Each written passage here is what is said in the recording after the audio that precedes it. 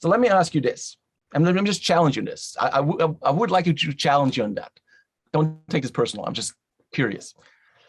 Your belief in Christianity to be true or accurate, your faith, for lack of a better word, would you say that hinges on the story of the crucifixion to be more or less accurate? Jesus died on the cross, resurrected 3 days later, correct? Yes? Yes. Well, now this is very interesting, Pascal, and thank you.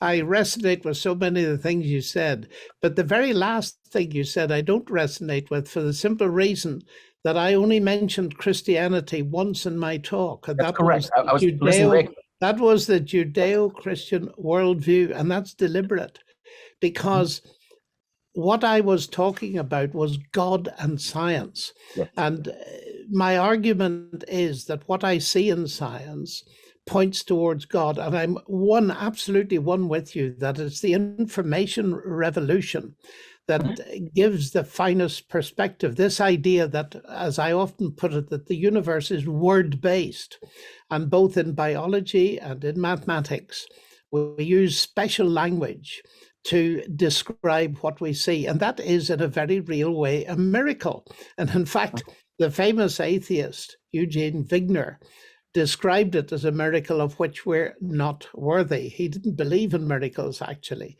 But it's interesting that that kind of instinctive response, that there's something going on here. Now, when it comes to Christianity, which I didn't deal with at all, I would say absolutely yes. My faith is centered around Christ, his death, and particularly his resurrection.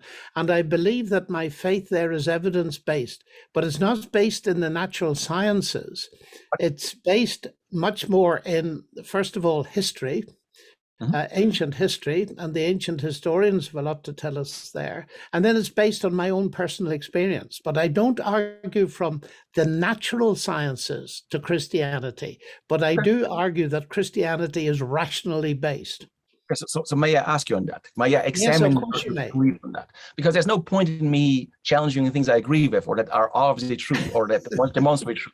So you're right. The only thing that the only opener I found in your opener is that where we closed on, which is the sleight of hand between God, the divine as slow G, and God, capital G, the Christian God. So let's talk about that. John, how does someone usually die during a crucifixion? What's the mode of death? Well, the mode of death, usually. I'm no medic. I'm no medic. Okay, but usually. What impresses me about Jesus' crucifixion is that when the soldier stuck the spear in his side, that's coming later. We're gonna get to the spear. How do people die on the cross? Usually. Well, by exhaustion, they collapse on the asphyxiation, so people can no longer exhale and put CO2 out. Okay, now how long does that usually take, John? Would you say typically crucifixion, death of crucifixion?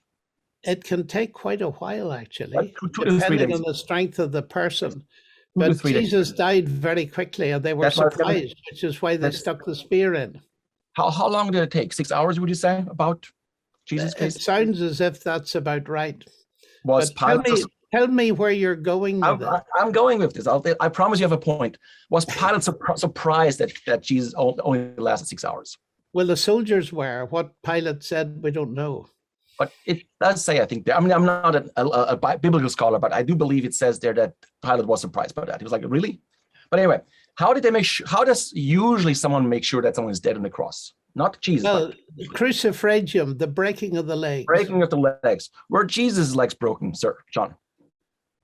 No. No. So as you are mentioned, they saw he was dead already. They lanced his side, yes, sir. They lanced his side, yes. His side.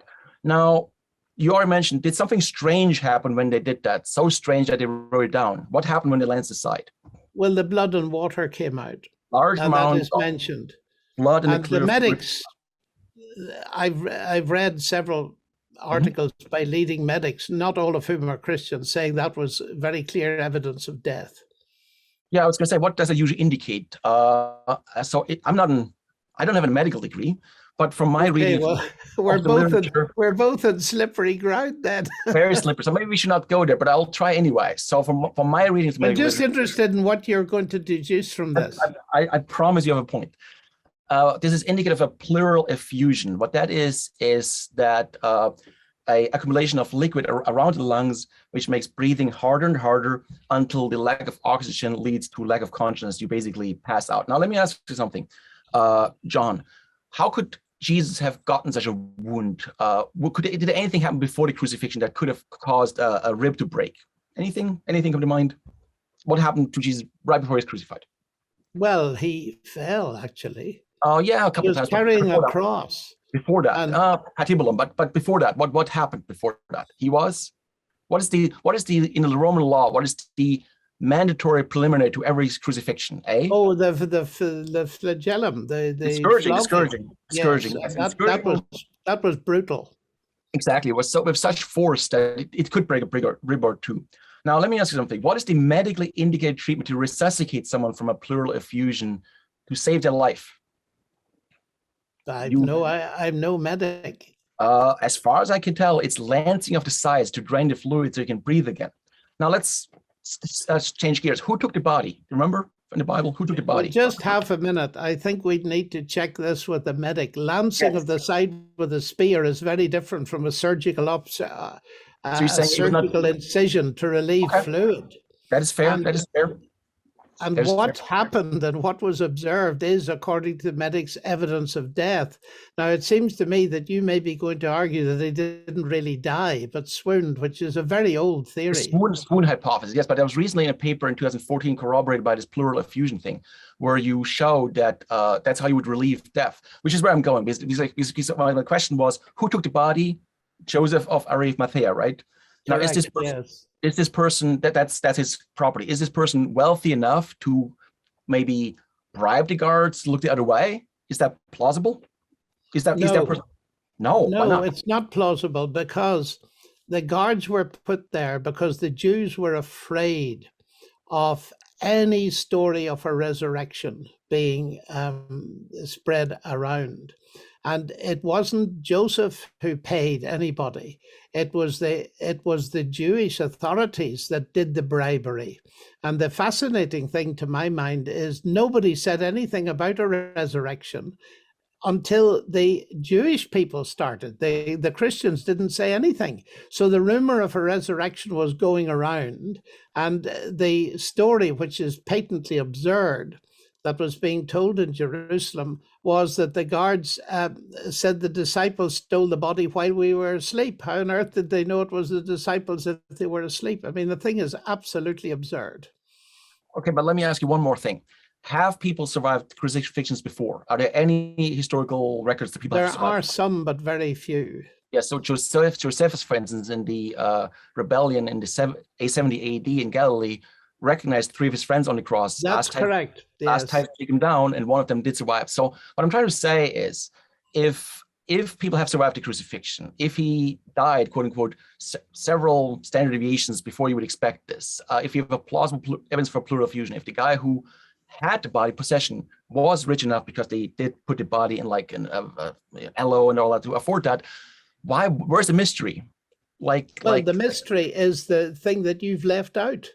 That not only does the spear thrust prove he was dead, but he was not only buried, he was embalmed.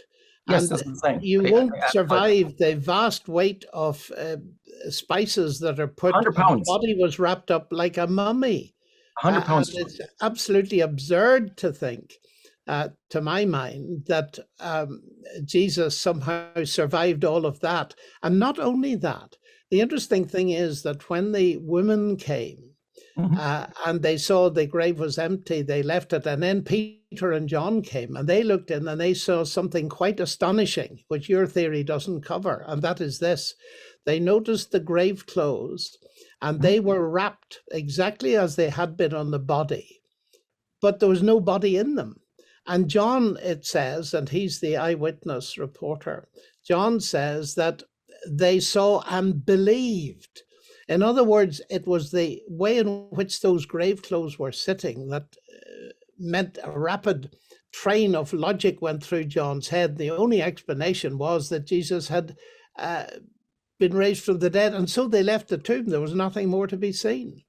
And of course, Jesus met them And he met them not only in Jerusalem, but in Galilee, and came through closed doors, ate a fish, went the whole way to Galilee. And are you telling me that happened? All of that was possible when he was as near dead as he could possibly be? I simply don't believe that. Okay.